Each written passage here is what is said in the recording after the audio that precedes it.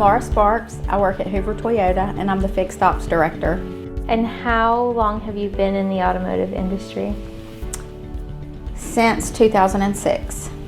Okay, where did you start in 2006? It's a funny story. I worked at Express Women's Clothing, not Express Oil Change. I always have to add that since I work in service. I had somebody talk me into being a salesperson at Lara Nissan because the sky was the limit to my income. There was no cap on my income. And I beat their door down until they finally hired me. And I was the number one salesperson over and over and over. And then they put me in finance. What did you want to do when you were young? Well, my first ambition was to be a Dallas Cowboy cheerleader. And then I wanted to work in fashion. So I like to draw. I used to design outfits. And I always thought I would either be doing something in fashion or be an interior designer. So you already told us a little bit of it, right? But I want to hear what decisions that you made in life, specifically that kind of brought you to where you are today. Well, when I moved here, because I'm from Meridian, Mississippi, a small town, and so when I came here, I came and I took over the store at the Summit, and it's a large volume store, very nice store, and I was told that I would be trained to be a district manager, and that's what my goal was. Is I wanted to grow, and I always have looked for growth wherever I was at. Okay. And they ended up, Limited Brands ended up selling the company, and when they sold the company, they made the districts larger, and they got rid of a lot of district managers. So I knew that opportunity had passed me by. And the reason I wanted to do it, not because I didn't like being in the store, because I had a lot of success stories in the store. Like I told you about the girls I had promoted. That's, my biggest accomplishment I feel like I had at Express. But if you've ever worked in retail and you work at a fashion store and you're wearing heels, I mean, my feet look like little leprechaun feet. They were terrible. So I was ready to get off my feet so much. So that's really why I wanted to pursue the district manager, so I could still be in it, but maybe not be on my feet as much. So I just started putting in applications at different places, and Lara Nissan was the first place that called me back. And I went and I interviewed with the manager there, and he was a salesperson, and I'm a salesperson, and I'm very easily sold, and he sold me. And when he told me the sky was the limit and I could wear tennis shoes to work, I'm in. So that's what I did. That's how I got there, and I haven't really looked back. I thought I was going to get out of the automotive industry after I had my second son, but I think once you're in it, it's in your blood. It's like, I don't know what they put in the air here, but it brings you back. And I don't know how, but I'm always the sounding board for everybody. They come to me with their problems, and if they need something done, they always come to me. And so I listened, and finally I went and told Mr. Stewart, I'm like, look, I can work on the weekends. I'm ready to go to another level. I feel like, they were in the bottom 10 at that point as well in Southeast Toyota for TLE. I said, I feel like I can turn it around. And he said, I know you can. I've just been waiting on you to come tell me. And that day, he switched our positions. He put me over here and put Brandon next door. Brandon didn't last very long. So I did get TLE turned around. It took about 1.5 years, and we went from the very bottom place up to about 77. And that's where we stayed until there were some things that happened here, and COVID, and just with the old owner, and we went back down to the bottom right before Hudson bought us. So it's hard clawing your way back up from the bottom, huh? It is. It's 1 point at a time. The 1% better every day, 1 point at a time, which we never stopped our customer service. It wasn't because of that, but like I said, there was just an unfortunate situation that happened, and then Mr. Stewart, when COVID came, took all of our advertising away, like calling our shortfall list. Getting the customers back in here, and we couldn't recover from it. And then Hudson took over, and I loved it from the beginning. I was on board. I loved Hassan. I loved everybody that came here. It was great. Everybody said nothing's going to change, and they were right. Nothing changed. Everything changed. So everything, but they were good changes. Just like sometimes to build a culture, you have to get rid of the one that was there previously. So not that we had a bad culture, it was just different, you know. Now it feels more professional. It's not so much as the hometown, good old boys dealership. It's just, it feels like a more professional, probably because of the upgrade on our service drive, you know. We're so excited and thankful about that. And when I first met David and Jonathan and Craig, you know, I gave them an earful. Okay, I'm so glad y'all are here. We need this, and this. See this floor? We need this, we need that. And so I think they were probably all amused by me because, you know, I just told them exactly what I wanted. So I guess many people don't do that when they first meet them, but, you know, that's just how I roll. And then you got it. I got it. I did, yeah. I got that and more than I ever imagined. In fact, in the first 3 months that Hudson acquired us, they put in our in-ground alignment rack, our alignment checkers. You know, they already started investing money into us. And so I was like, these people are for real, because, you know, you have to earn trust. Even though I got a really good feeling from everybody that I met, you know, you still didn't know what the future was going to hold. What's your favorite part of the job? My favorite part of the job is developing the people.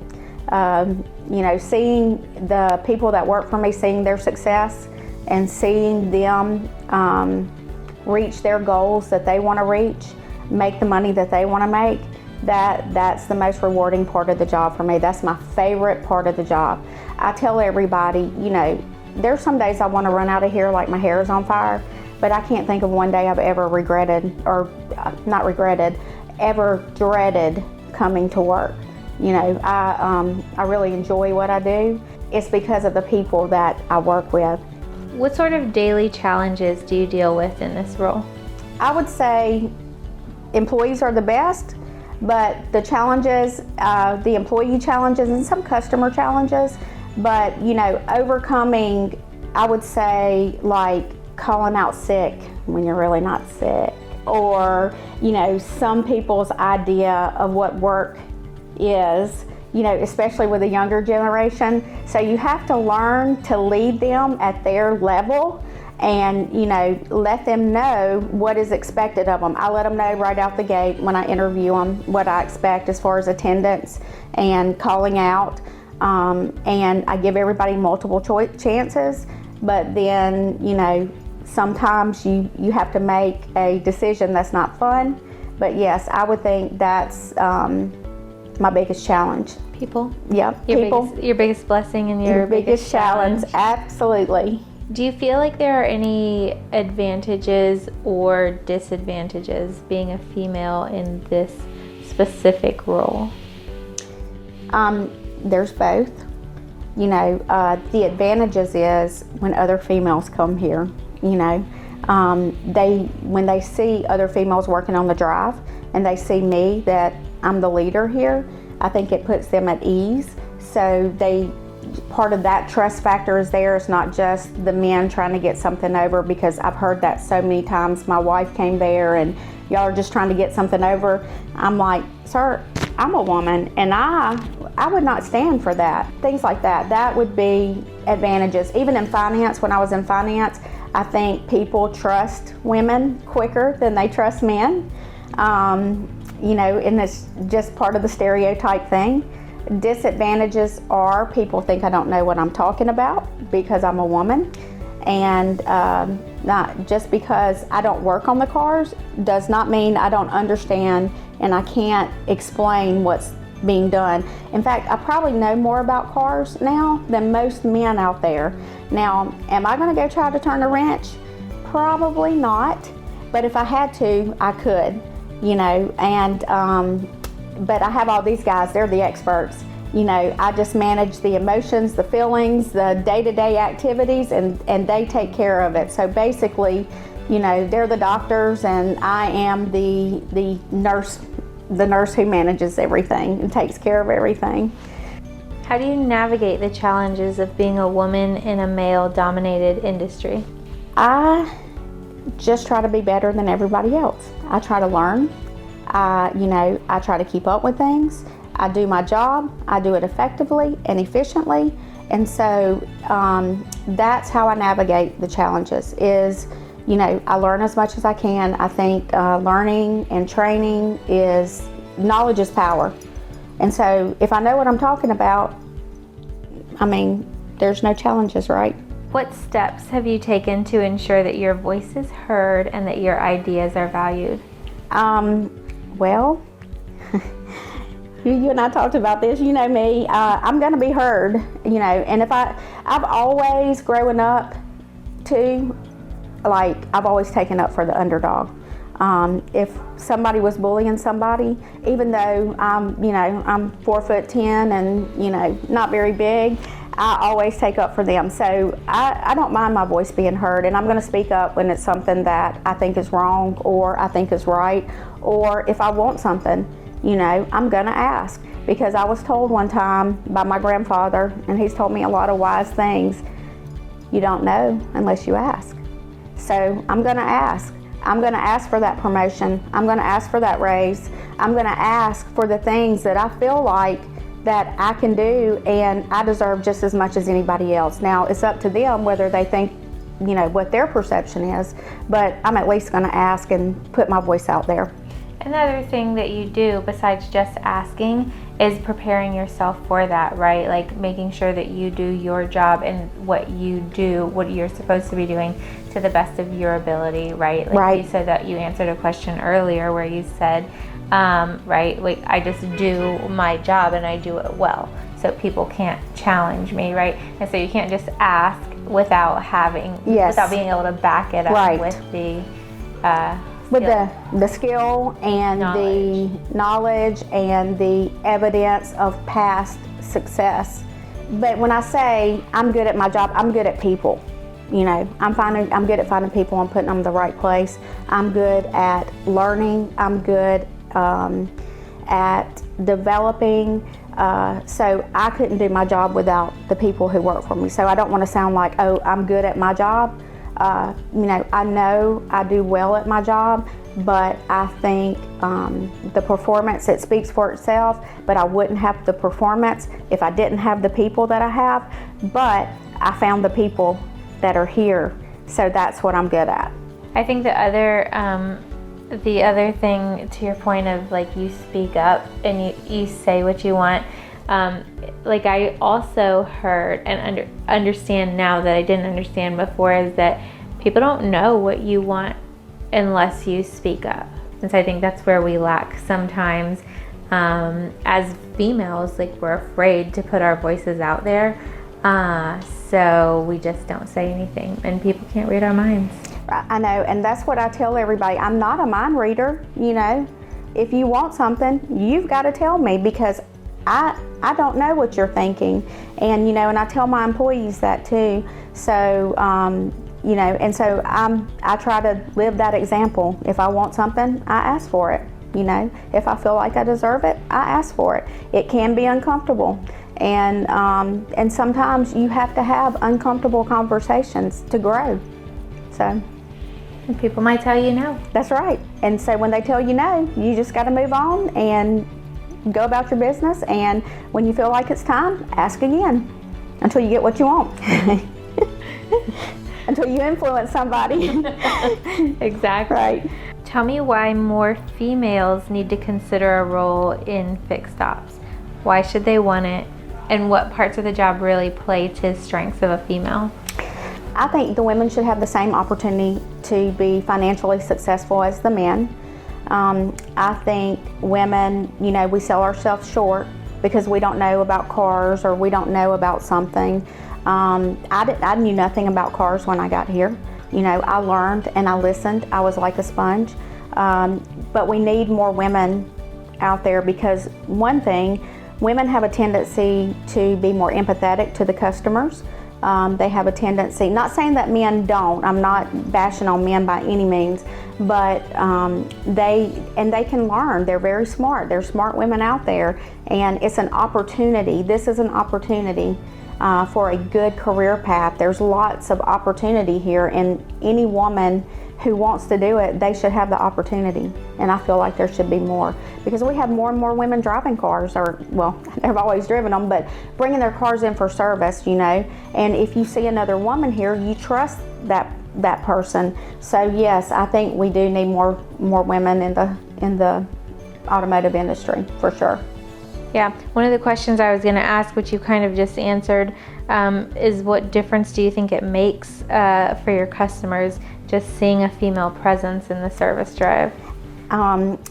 I think it makes a huge difference. You know, you're still going to have people who don't trust women, who don't trust men, but for the women, a lot of women feel more comfortable with another woman because you don't know what's happened in their life.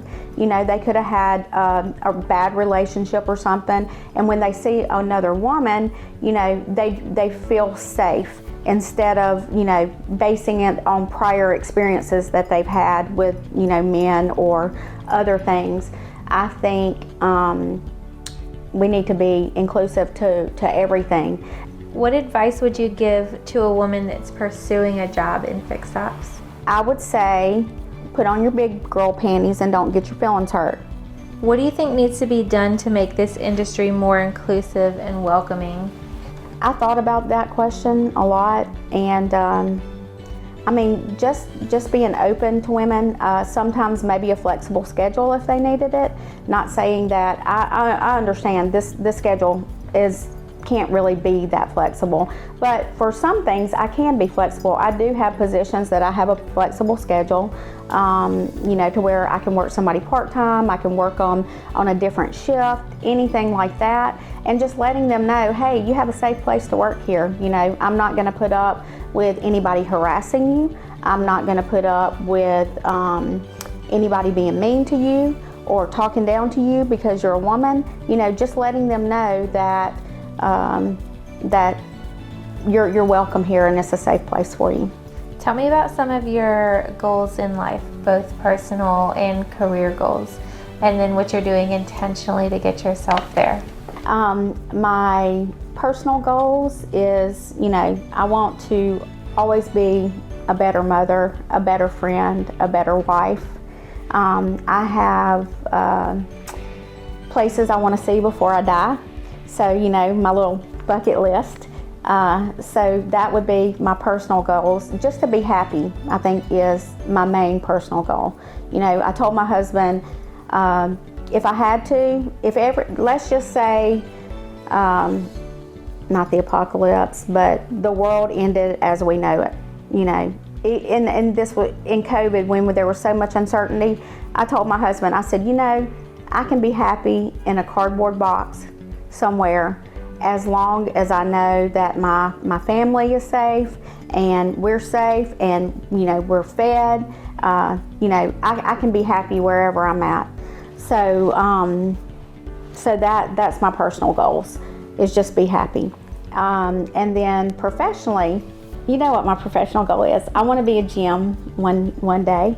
I think that, you know, I think that would be the next step for me. I've worked in every single department at the dealership, so I know how each of it goes, and I think I would be effective. I think I would be an effective leader as a GM, and what I'm doing to get there, personally, what I'm doing to get there on those goals are, you know, I try to do better at home.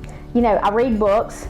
And I know not just reading them will make you better, but if you put some of the stuff into practice, when I read, I listen to the words and I try to duplicate them in my actions. Same as, that's another professional thing that I do, is I read a lot. And another thing is I listen to other people for my professional goal, I listen to others like Scott. I learn a lot from him. I learn a lot from you. Other leaders, I listen to what you're doing, and the best ideas are stolen. So I am always listening and putting things into play, and I try to do better. And am I perfect? No. Do I fail? Yes. Do I always do everything right? No. But I'm going to keep trying, and I'm going to keep learning until I get to where I need to be.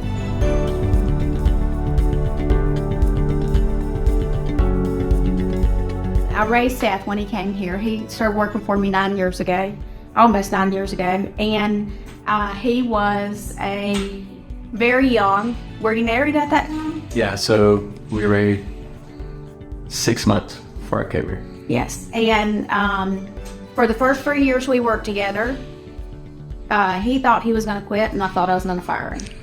So For 3 years. I would say at least the first 3 years. It was, but one thing about Seth and why he's in the position he's in now, he's now the service manager, lane manager.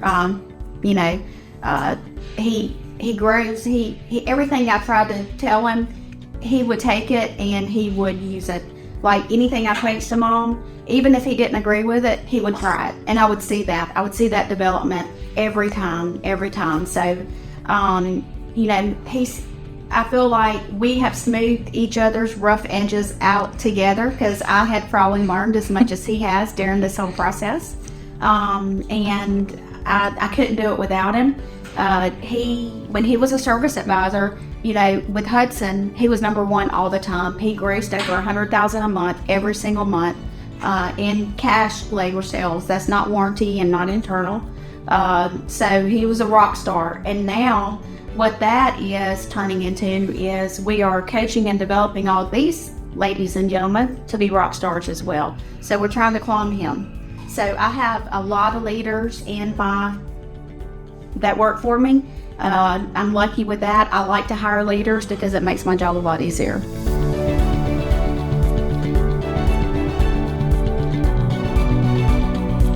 My name is RJ Kaufman. I've been here for 10 years, and I'm a shop supervisor.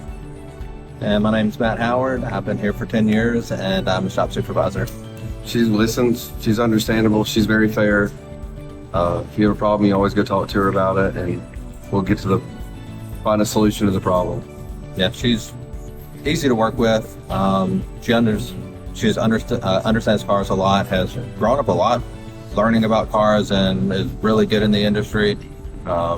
And when you come to her with problems, she can kind of help you brainstorm and make sure you dotted all your I's and crossed all your T's. Any problems that you have, she deals with them, and she's usually really fair about everything. So.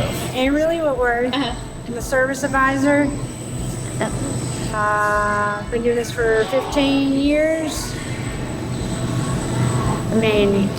A lot of people were like, women can't do this. I want to talk to a guy. So it's, challenging from day to day. But when you know what you're talking about, then, respecting. Hello, my name is Destiny Humphrey. I'm a service advisor here at Hoover Toyota.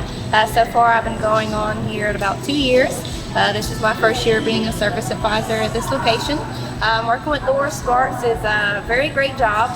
She always pushes me to do the best that I can and challenge me in every aspect of being an advisor. And also working in this industry, knowing that it's a male-dominated industry, it can be tough, but I don't let it take me, I guess, and I learn as I go, since it is my first year. But so far being in this industry has been very great. My name's Maria Bargman. I've worked for Miss Lara since 2019. I am a service advisor now. I've been a cashier, valet, service advisor. I translate for the dealership.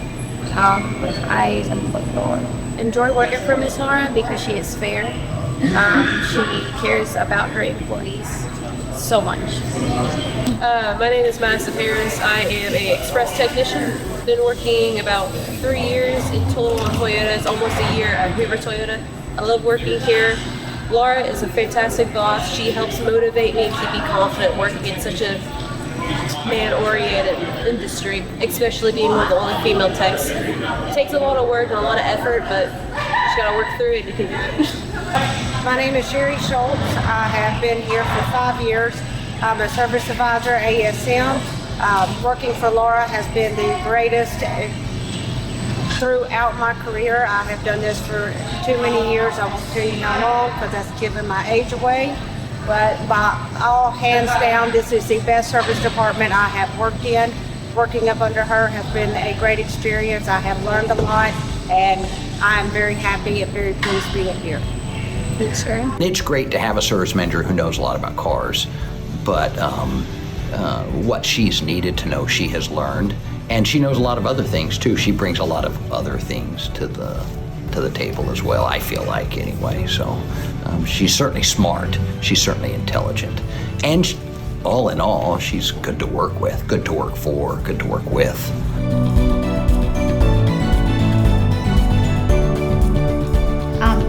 I would say my biggest accomplishment or favorite part of my job is, growing somebody into a leader. I tell my employees the only person you can change is yourself.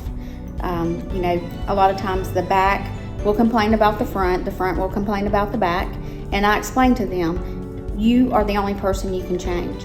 People react to you because the way you act, and then if you change the way you act, the way they will react to you will be different. So if you change yourself, then you're going to change the reactions of other people, and eventually it will change them too.